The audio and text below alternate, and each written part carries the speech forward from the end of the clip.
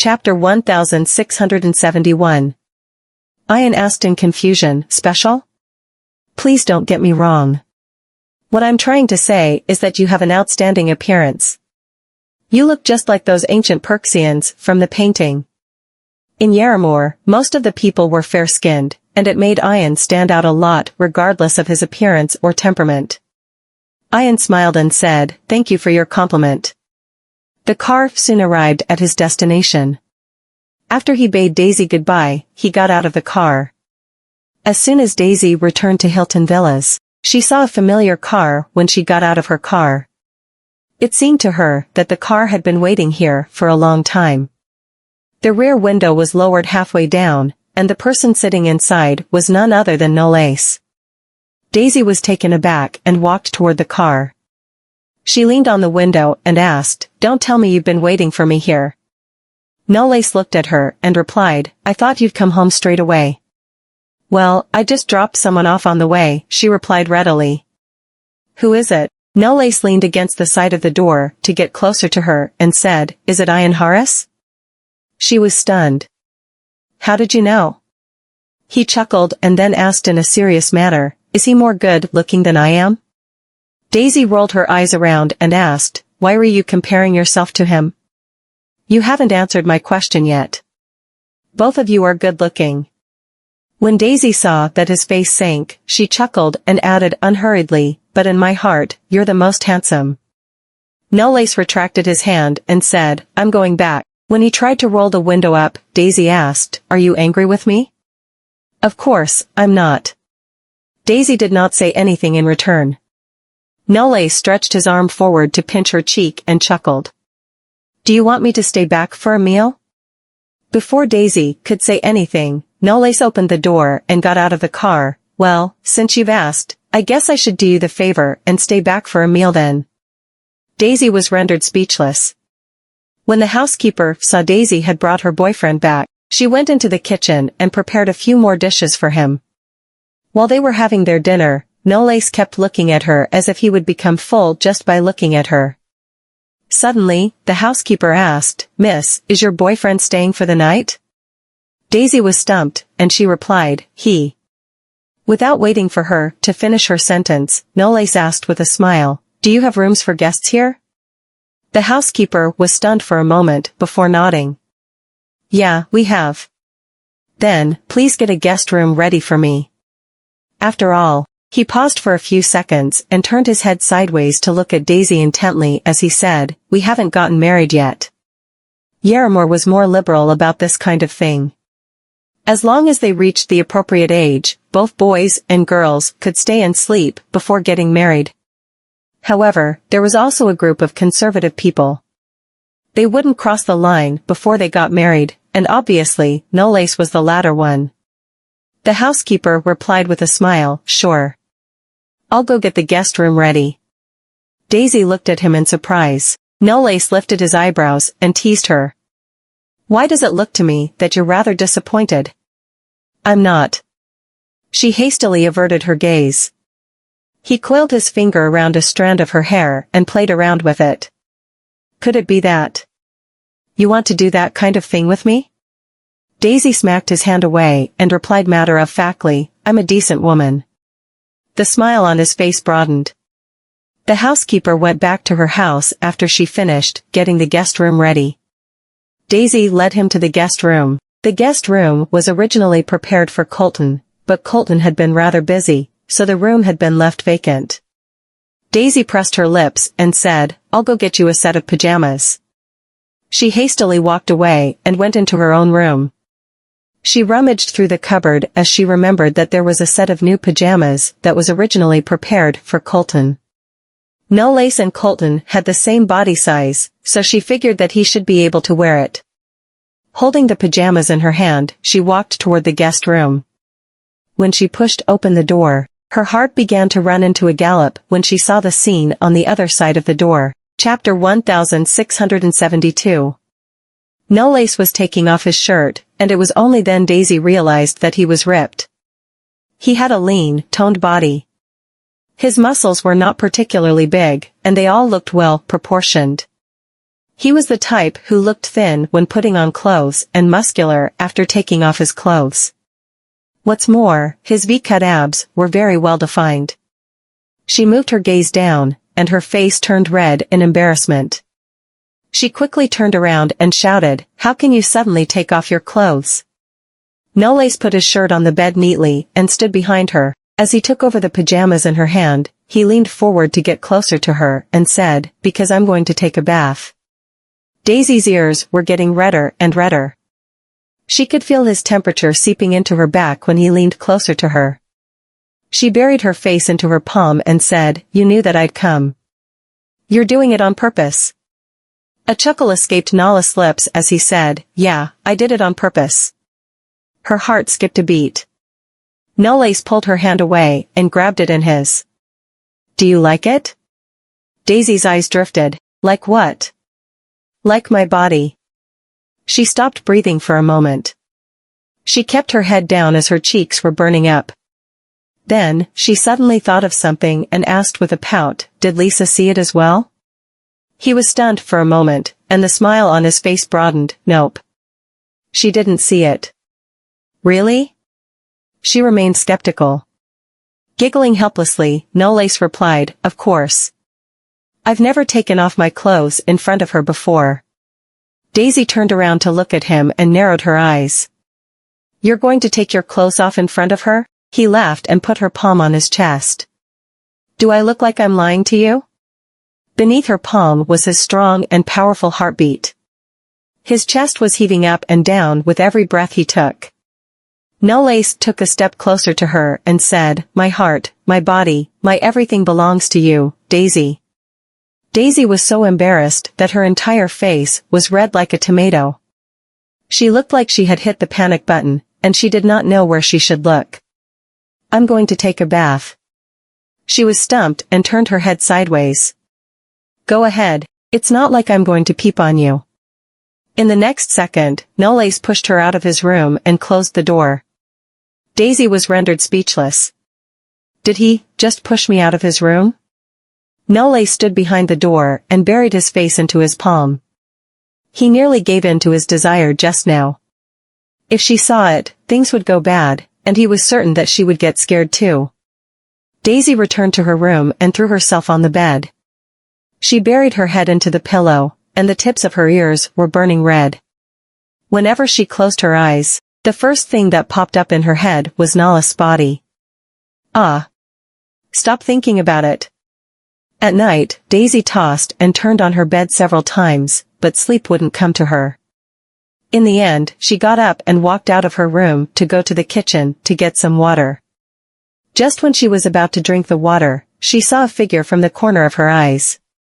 She wanted to scream, but then a hand came out of nowhere and closed her mouth. "It's me." The light in the living room was turned on, and she blinked when she saw Noce. Noce released her. She grabbed at the cup tightly and asked, "You haven't slept yet?" "So do you." Daisy lowered her head. "Well, I can't sleep." He smiled. "I can't sleep either." After a short while of silence, Daisy parted her lips and suggested, "Do you want to watch a movie?" "Sure," replied Noce.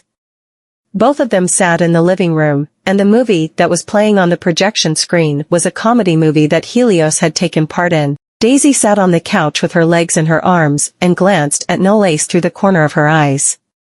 She felt that the two of them must be the only ones who stayed up in the middle of the night to watch a movie. However, halfway through the movie, Daisy realized that she had also taken part in this movie when she was a kid.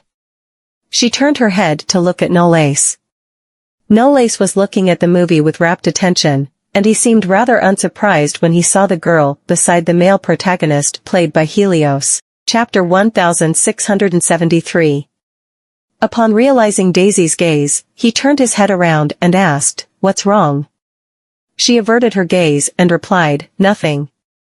Noce put his arms across the couch behind her and leaned closer to her. "Is that little girl you?" She was stunned but did not say anything. Noce chuckled and continued. "She looks so adorable. What's more, she looks a lot like you." Daisy pushed him away. Let's continue to watch the movie. He chuckled but did not say anything and turned his head toward the movie again. He recognized the little girl as soon as she showed up. He had asked her that question because he just wanted to see her reaction. The night was getting darker, and by the time the movie ended, Daisy had already fallen asleep on the armrest of the couch. Noce turned his head sideways to look at her and chuckled. He stretched his arms forward and brushed aside the strands of hair that were stuck to her face. After that, he stood up and scooped her into his arms. Her head fell and landed on his shoulder. He came to her room and put her gently on the bed. After tucking her in, he did not leave her room immediately. Instead, he stood at the side of the bed and looked at her. After a long while, he leaned forward and landed a kiss on her lips. Good night, / The next day, at the Victoria Business College. While Daisy was listening to the lecture, she rubbed her temples. She did not know what time she had fallen asleep last night. By the time she woke up in the morning, the housekeeper had said Noce had already left. She leaned on the desk. The only thing she was worried about right now was that Noce might have seen her sleeping posture. Freya, who was taking notes, suddenly got closer to her and whispered a question. Those are some big black circles. Where have you been last night? Sneaking into someone's house? She sprang up and covered herself with the book before replying with a guilty conscience, nope. Freya squinted and smiled. Then, could it be that you dreamt of Noce in his birthday suit last night? Something flitted into Daisy's head, and her head turned crimson red. She just wanted Freya to shut up right now. Soon, the class ended, so Daisy and Freya walked toward the exit of the building. When they were going down the stairs, they bumped into Ian, who happened to be talking to his professor. Freya looked at him and clicked her tongue. Ian is kind of popular lately. I heard that the drama, theater, and film course is going to hold a fashion show for this month's anniversary. I guess that's the reason the model from the art school is here. Daisy said, well, we're from the same college at the end of the day. Freya turned her head toward her, and just when she was about to say something, Ian walked toward them and said, what a coincidence. Did your class just end? Daisy nodded. Yeah. Have you had lunch yet? There's a great restaurant over by the art school. Daisy was about to say something, but Freya placed her arm on her shoulder and smiled. Sure, can I tag along? Ian looked at her and smiled. Of course, you can. Then lead the way, please, Mr. Harris, said Freya. This was the first time Daisy came to the art school. The entire department exuded an artistic atmosphere. The combination of sculptures in the courtyard, famous paintings in the corridors, stained glass, and frescoes created a unique scene. Ian was walking in front of them while telling them the history of the art school. Daisy listened to him attentively and did not interrupt him out of courtesy. There weren't many people in the restaurant. It was quiet, and the restaurant was decorated in a Rostania style. Ian pulled the chair and said, this restaurant specializes in Rostania cuisine. It's pretty good. You two can give it a try. After Freya and Daisy took their seats, Freya picked up the menu and lifted her eyebrows. Don't you think you should recommend to us what's good to eat here? Daisy turned her head around and looked at her in confusion. Ian took over the menu and smiled. I'm sorry. I should have realized it earlier. Let me introduce to you two of the good foods here. Before ordering the meal, he asked them if there was anything they didn't eat. Daisy did not have anything that she didn't eat, but Freya had a lot. Chapter 1674. Freya told Ian that she had an allergy to onion and garlic. Ian rested his chin under his hand and fell into deep thought. Daisy went closer to Freya and whispered. Did you do this on purpose? Freya pretended as if she did not understand what Daisy was talking about and said, what are you talking about? Daisy exposed her and said, didn't you enjoy eating garlic and onion in the dining hall? Freya was stumped and replied, I'm not allergic to the garlic and onion in the dining hall. Do you have a problem with that? Daisy looked toward Ian, who was ordering food from the waiter, and said, don't mind about her. She can eat anything. Freya was rendered speechless. Ian also realized something and chuckled. It's okay. I'll find something that your friend can eat. It isn't necessary. You're buying us a meal, and there's no reason for us to be picky about what to eat. Daisy replied sternly. Just order anything that you feel that's good. I want to try the food here. Ian smiled and nodded. All right, then. Freya placed her hand on her forehead and shook her head. It was only now she saw the reason Noce had asked her to keep an eye on Daisy. She was certain that this girl would be abducted in a minute if no one was watching her. 20 minutes later, their food was served. There was a rostanya meatloaf, a type of dish made from seasoned beef mixed with ham and eggs and cooked on the stove. There were other local specialties as well, such as deep-fried cheese balls, hams, and sweet banana snacks. Daisy took a bite, and Ian asked, "What do you think?" She nodded and replied, "It's pretty good." Ian smiled. "I'm happy that you like it." Freya stared at him intently as if she was going to puncture him with her gaze. After a short while, she asked, "I heard that you had worked with Daisy before at a perfume commercial several years ago, so why did you only come to befriend her now?"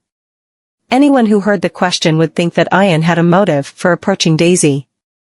However, Ian just smiled and said, "I didn't know that she was from the Victoria College, and I only learned about it when I bumped into her in the library.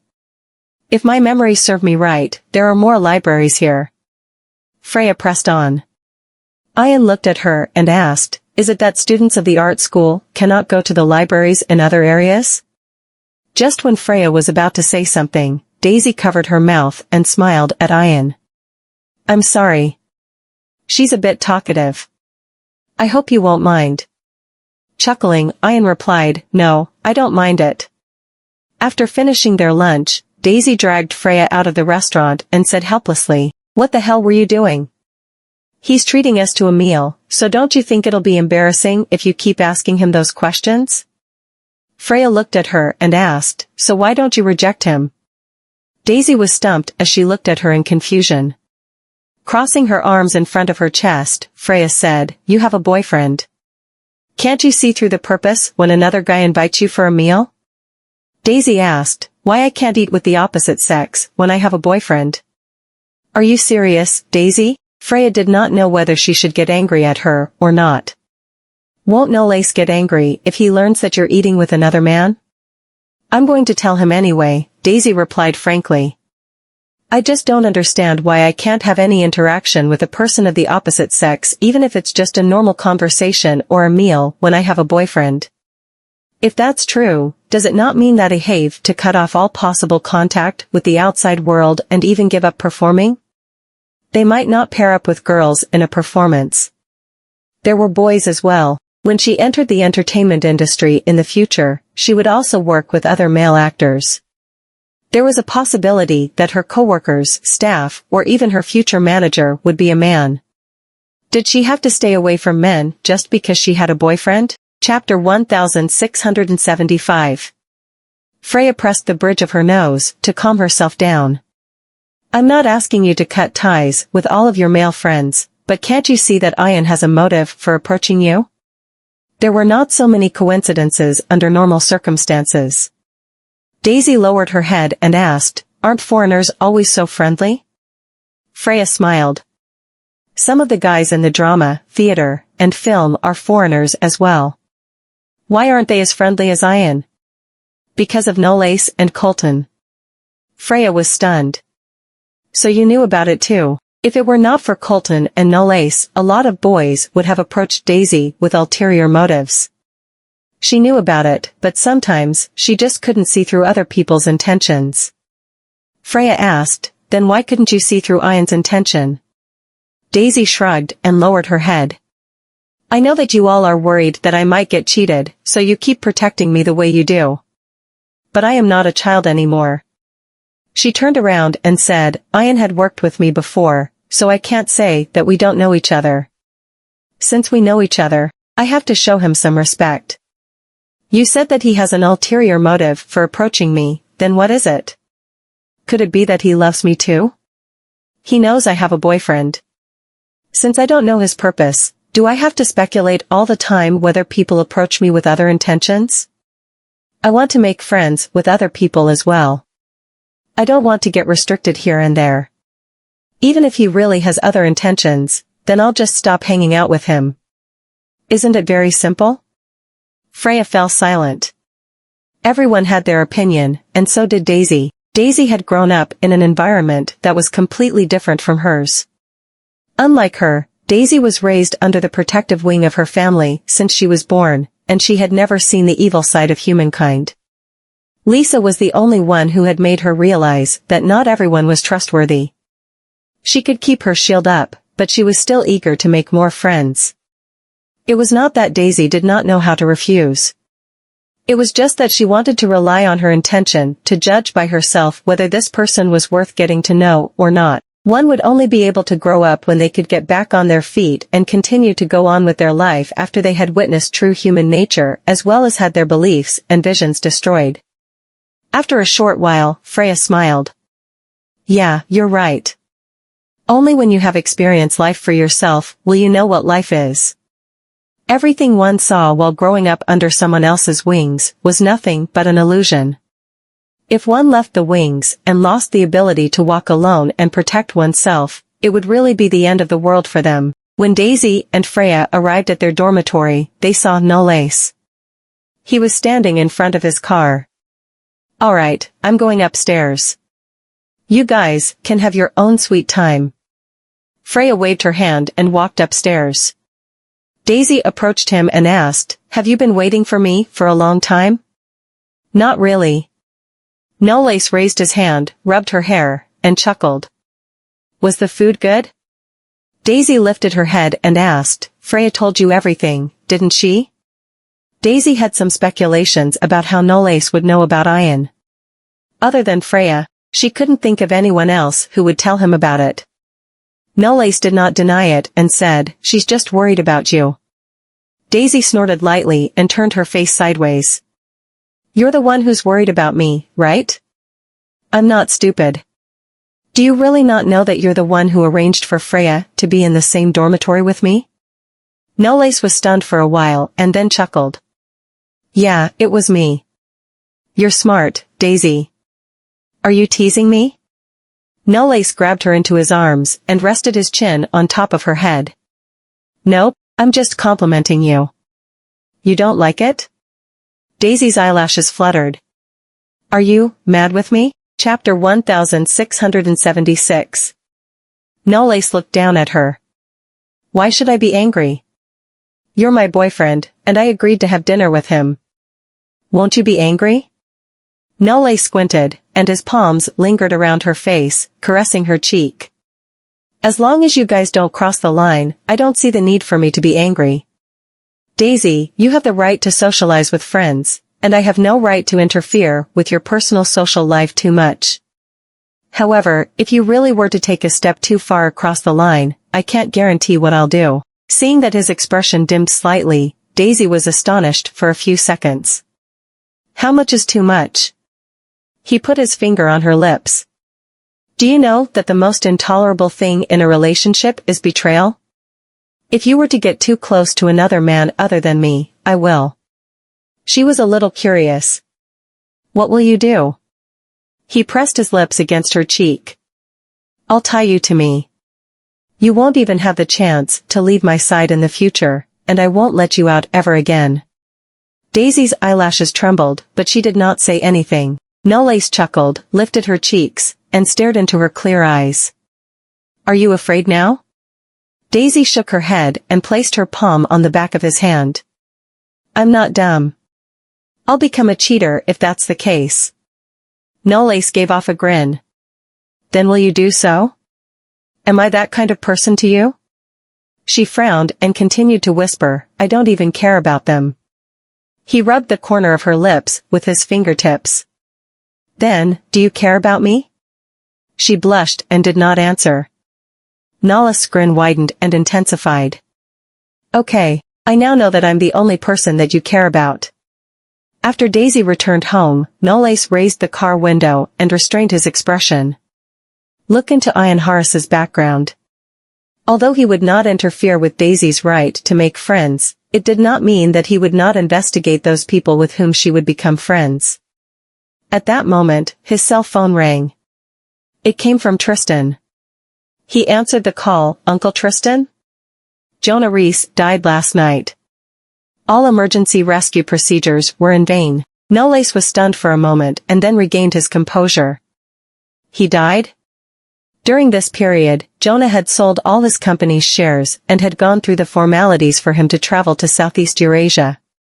Now that the Reeses had lost their power and status in Yaramur, all their relatives and friends had cut all connections with them. However, his death was rather sudden, which felt a little strange. Tristan explained earnestly, Jonah offended a lot of people while he was in power, so it doesn't surprise me that someone would want to make a move on him as soon as he lost power. Noce, you didn't interfere too much with the Reese's matter, did you? Noce frowned. No. But he thought that Tristan would not ask him such a question for no reason. Are you saying that there's a possibility that someone out there wants to get me involved in this turmoil? I just need you to be more vigilant and keep your guard up. I don't think Jonah Reese's death is an accident. Rumors have it that the people who got rid of Jonah are somehow related to Donald Matthews. Noce squinted. Getting rid of Jonah at this time won't do Donald any good. After all, his motive is a little too obvious. Most people will only point their fingers at him now that Jonah Reese has died. Donald isn't stupid either. Lara did reject him back then, but if he were to try to take revenge now by killing Jonah only because the Reeses have lost their prestige, he would only expose himself to all sorts of criticism and suspicions. It seems that someone wants to take advantage of Jonah's death and drag Donald and me into this mess at the same time, making Donald suspect that I'm the one who's behind this scheme. I'm indeed the one who came up with the plan to use Lara to get back at Lisa. Lara would not disclose my identity as the person behind her in order to survive, while Lisa's fear of death will prevent her from betraying Lara. His face dimmed. Don't worry, Uncle Tristan. I'll take care of this matter. Jonah's death caused a sensation among the public. No matter what happened, he used to be a very prominent patriarch of a noble family, but he had now lost power and died unexpectedly, which was quite a pitiful end. Chapter 1677. Jonah's body was placed in a funeral home and was about to be cremated. There were very few people who came to mourn. The relatives who came to mourn him were basically only there for the inheritance that he had left behind. After selling his company's shares, he had obtained more than $7 million. In addition to the hefty savings and other investments that he had accumulated over the years, there were at least several $billion. Jonah originally planned to use this fund to bring his daughter abroad. Lara was his only daughter, so she was the one who inherited everything after her father died. Lara was dressed in black and wearing a headscarf covering her disfigured cheek. She stood expressionlessly in front of her father's portrait, ignoring the faces of relatives who were there to put up a play, pretending to mourn her father. That was until a figure stepped into the funeral home from outside. It was Ken. Ken placed the white rose in his hand in the center of the wreath, looked straight at the portrait, and bowed to him. Lara, who was standing next to him, sneered. The Reeses have collapsed into smithereens, and you've gotten nothing out of this. Now that my father is dead, you don't have to hypocritically lend him a helping hand in everything that he asks of you. You finally got rid of him after so many years, so you should be delighted, shouldn't you? Ken tidied the hem of the collar of his jacket and turned to look at her. Lars, I'm very saddened by this situation too, but you're the center of the turmoil all this while, aren't you? You're the one who started all this.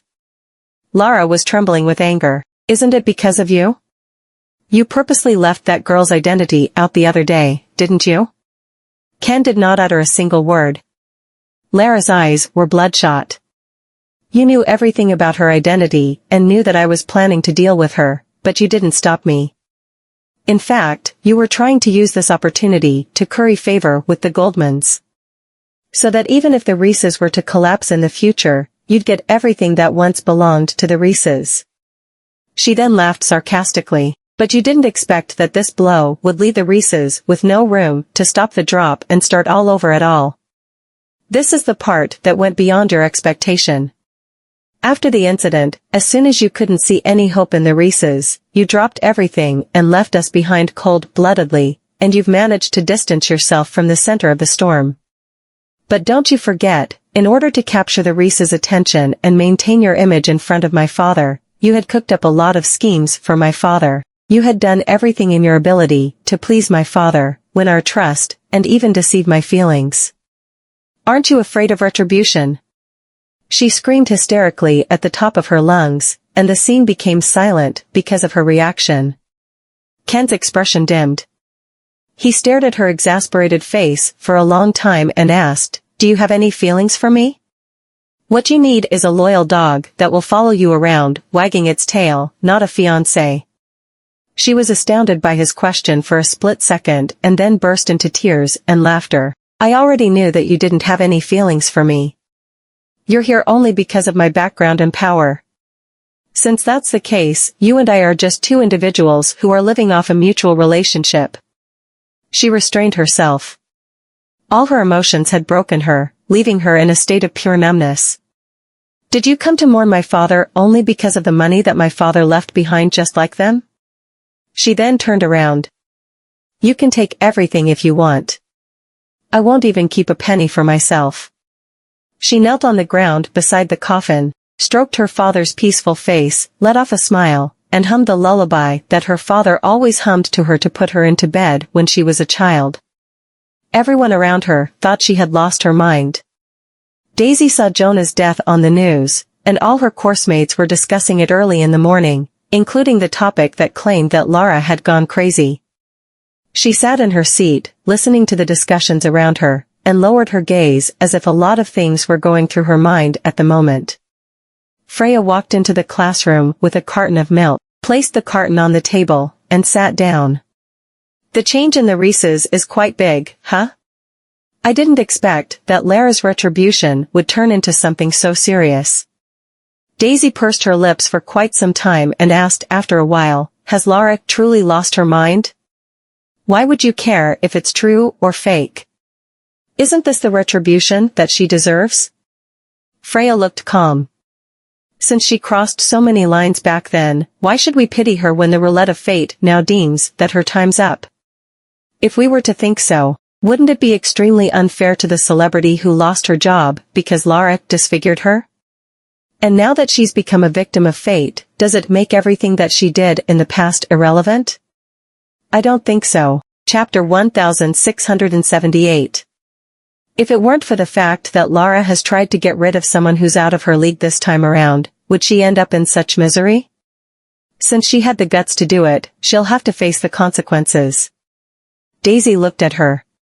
Lara deserves everything that she's gotten herself into recently. However, she's already suffered an accident, but everyone is still taunting her for the retribution. Don't you think it's a little sad? Freya was surprised. Do you think she is pitiful? This has nothing to do with whether she's pitiful or not. I just think that the action of attributing the difficulties that kind people or bad people encounter in life to fate or retribution is a manifestation of our incompetency as humans. Let's say a person bullied you, you were insulted and beaten by them, and one day in the future, the person died or suffered from some accident or disease. We'll happily claim that retribution is doing its job, and we'll feel reconciled and gleeful because of that. But is that really retribution? In fact, that's the behavior of someone weak and timid. Daisy supported her head with both hands. When she was in power, those she oppressed, because they were too weak or powerless to resist, could only regard the disaster inflicted upon her as a form of revenge. So, even if all this didn't happen because of me, if someone that she had bullied in the past were to have stood up against her, if someone were to have tried to stop her, she wouldn't have been able to do that to more victims. Freya suddenly laughed. Not everyone is like you, born with the confidence to go against her. In Yaramore, when the Reeses were in power, even the police wouldn't intervene with such petty matters. How do you expect them to fight back? Daisy turned her head away and pouted. But the citizens of Yarramore have the right to speak your voice and demonstrate your demands. So if there was enough noise spreading through the whole country, I don't think the Reeses would be able to keep things under a cloak for as long as they did. One stick can be broken relatively easily, but it's a different story when you have 10 sticks bundled together. So when one person can't do anything about the Reeses, gather everyone up and form a group of people. With that, how will the Reeses deal with the rise of the people? The world isn't perfect. But when hope is even wiped out, that's when it's really sad. Freya took a deep breath. She finally understood why Noce wanted to protect Daisy. Because not many people could keep their original selves so perfectly, they either became extremely vicious, resentful of others, or even aggravated because they were unsatisfactory. Everyone had different ideas and experiences, so how could we generalize everything in the world? She was just expressing her personal opinions. She had resisted, and Lara suffered because of her resistance, but she would not taunt Lara for what happened to her. Because she thought Lara had already paid the price, it was unnecessary. Not to mention her disfigurement, coupled with her father's death, which also hurt her in unimaginable ways.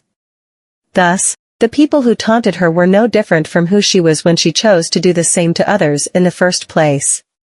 At the end of the course, Daisy walked out of the academic building with her book in her arms. A car parked not far away looked somewhat familiar, but she knew that it was not Noce's car. The suspense went on until Ken lowered the car window, smiled, and waved at her. Daisy took a deep breath. Ever since she got to know what Ken had done, she had been rather indifferent toward him. Freya must have suffered a lot to have such a brother. Freya exited the lecture hall and stopped abruptly behind Daisy. Her expression dimmed a little upon seeing Ken. "What are you doing here?" Ken put his elbow that was resting on the windowsill and smiled. "Can't I come to your college to visit you, my sister?" Freya did not speak. Ken passed her and glanced at Daisy. "Mother asked you to bring your best friend home for a meal." Freya was dumbfounded for a moment and could not help but tighten her fists that were resting beside her. Ken directly ignored Freya, who was hesitating. "Miss Vanderbilt, what do you think?" Daisy looked at Freya, who lowered her head and kept quiet throughout the whole conversation and wrapped her arms around her shoulders. "Yes." "Daisy." Freya looked at her in surprise.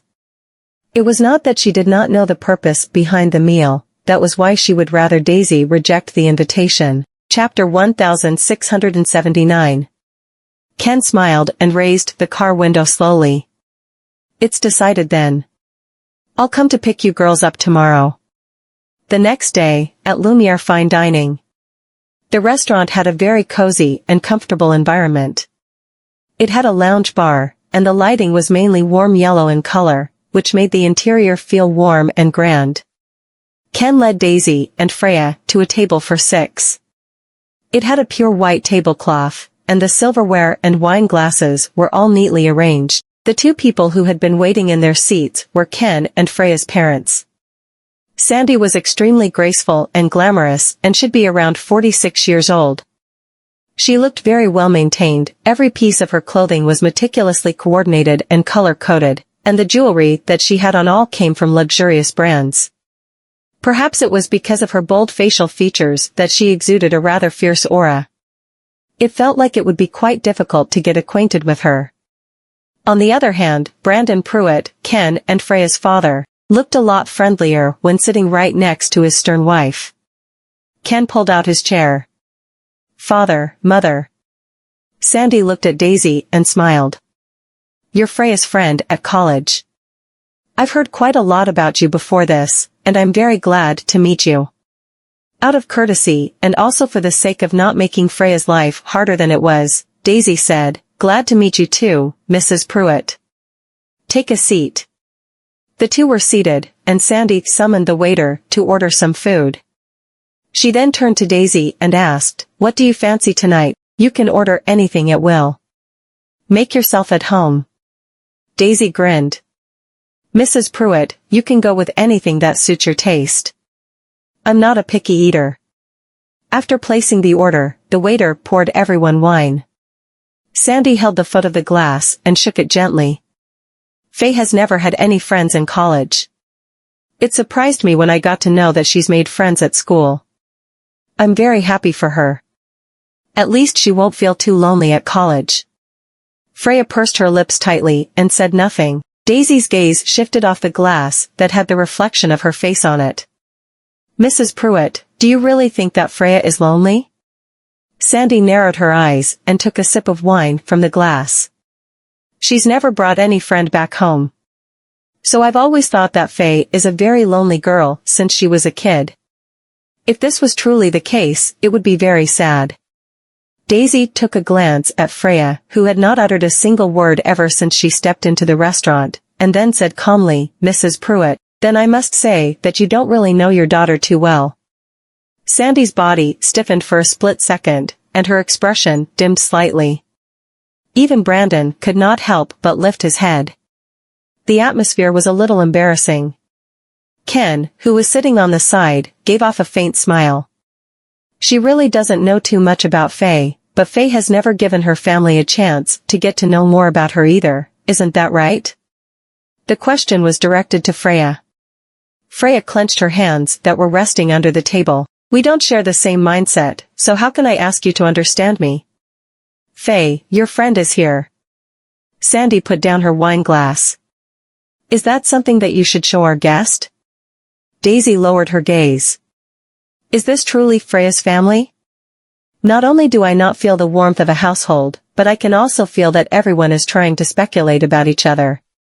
There's not even a hint of coziness or concern.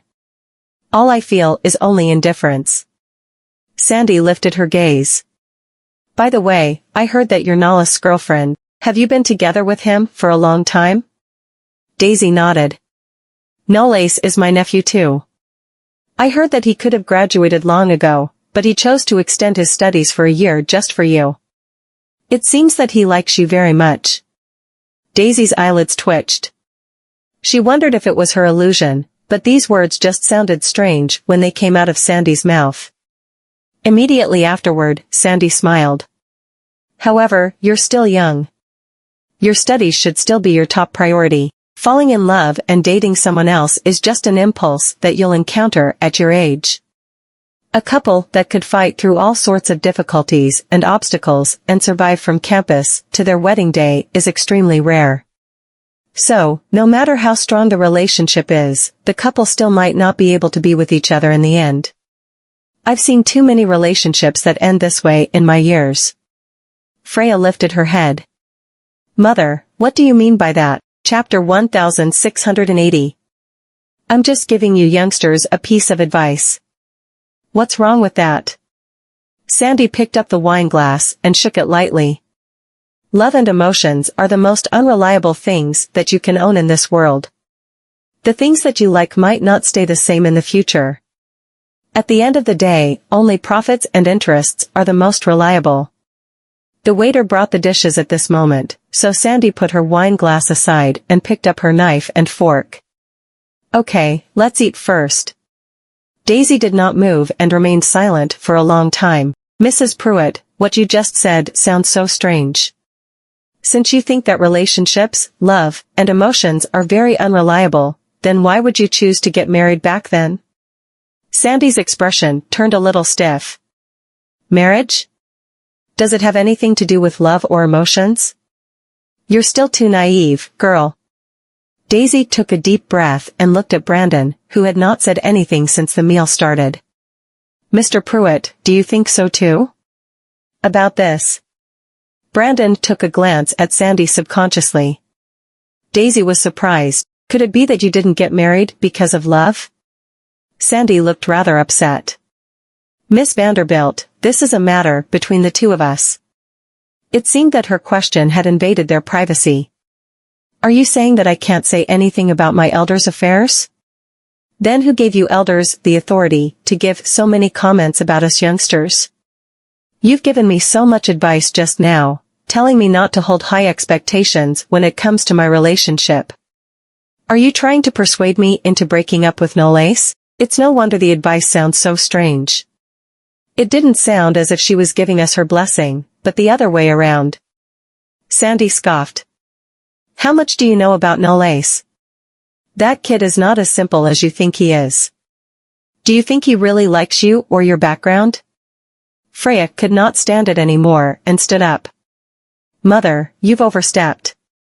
Presumptuous. Sandy slammed her silverware heavily against the table. Faye, I dare to tell her the truth about how the two of you met in the first place, and does it have something to do with Noce? You listen to everything that Noce asks you to do, but you never listened so diligently to what Ken and I have told you all this while. Are you trying to tell me that you're old enough to make your own decision, so you don't plan to listen to what we say anymore? Freya bit her lip and did not dare to look straight at Daisy, because she had indeed approached Daisy due to Noce. After a long silence, Daisy responded with a smile. I know. Freya was startled. Daisy continued. Noce is worried that I will run into some problems at college, so he asked Freya to keep an eye on me. Freya was not so enthusiastic about being friends with me at first. I was the one who shamelessly took the initiative to approach her and make friends with her in the first place. Sandy choked on her own words as she did not expect such a response. Daisy turned around and looked at Freya. I was the one who approached you at first and not the other way around, so you don't have to feel sorry. After saying that, she looked at Sandy. Mrs. Pruitt, Freya is your daughter, but you don't even care about how she's doing in college. All you care about is who she's in contact with at college. Hence, please don't tell me that Freya is just a tool to you. Sandy's expression turned gloomy in an instant, and she snorted. You're born with a silver spoon in your mouth, so you naturally don't understand those who aren't born into a prestigious family like yours. Faye is different from you. I believe that you always get whatever you want in your life as long as you want it, but when Faye wants something, she'll have to fight for it herself. So, because she's my daughter, I hope that she can one day be successful. What parent wouldn't want their children to stand out among the younger generation? Thinking from her point of view, what she said isn't wrong, but the only mistake that she's made is that she's never asked Freya for her opinion. She's never asked Freya if that's what she really wants. Daisy suddenly realized that she had nothing much to talk about with Sandy. They did not share the same concept and values in life, so it was only natural for them not to coincide. Freya dragged Daisy out of her seat abruptly. Mother, excuse us, but we're done with this meal.